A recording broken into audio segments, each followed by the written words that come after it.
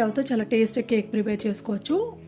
ఒక కప్పు వరకు బొంబాయి రవ్వ, ముప్పావు కప్పు షుగర్ తీసుకునే విధంగా పౌడర్ చేసుకుని పక్కన పెట్టుకోవాలి. ఇప్పుడు వేరొక బౌల్లో పావు కప్పు వరకు oil, half cup curd and ఒక హాఫ్ కప్ వరకు మిల్క్ తీసుకొని బాగా మిక్స్ చేసుకోవాలి. దీంట్లో ముందుగా ప్రిపేర్ చేసి పెట్టుకున్నటువంటి పౌడర్ వేసేసుకుని ఈ విధంగా మిక్స్ చేసుకోవాలి. ఒకవేళ గట్టిగా అనిపిస్తే మధ్య మధ్యలో మిల్క్ కూడా యాడ్ చేసుకొని కలుపుకోవచ్చు.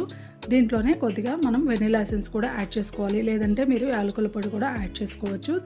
ఇలా చేసుకున్న దాన్ని ఒక 10 to 15 minutes పక్కన పెట్టుకుని బేకింగ్ ట్రే తీసుకుని ఆయిల్ అప్లై చేసుకుని డస్టింగ్ పౌడర్ లేదంటే బటర్ పేపర్ కూడా పెట్టేసుకుని ప్రిపేర్ చేసి పెట్టుకున్నటువంటి బ్యాటర్ని ఆ ట్రేలో వేసుకోవాలి. వేసుకున్న తర్వాత దీని ప్రీ హీట్ చేసి పెట్టుకున్నటువంటి ఒక గిన్నెలో మనము ఈ విధంగా స్టాండ్ పెట్టుకుని ఆ స్టాండ్లో ఈ కేక్ బ్యాటర్ని ఉంచినటువంటి ట్రైన్ అయితే దీంట్లో పెట్టేసుకొని ఒక 30 to 45 minutes వరకు మీడియం ఫ్లేమ్లో కుక్ చేసుకుంటే అంతేనండి. చాలా టేస్టీగా కేక్ అయితే రెడీ అయిపోయింది. మీరు కూడా ఒకసారి ట్రై చేయండి.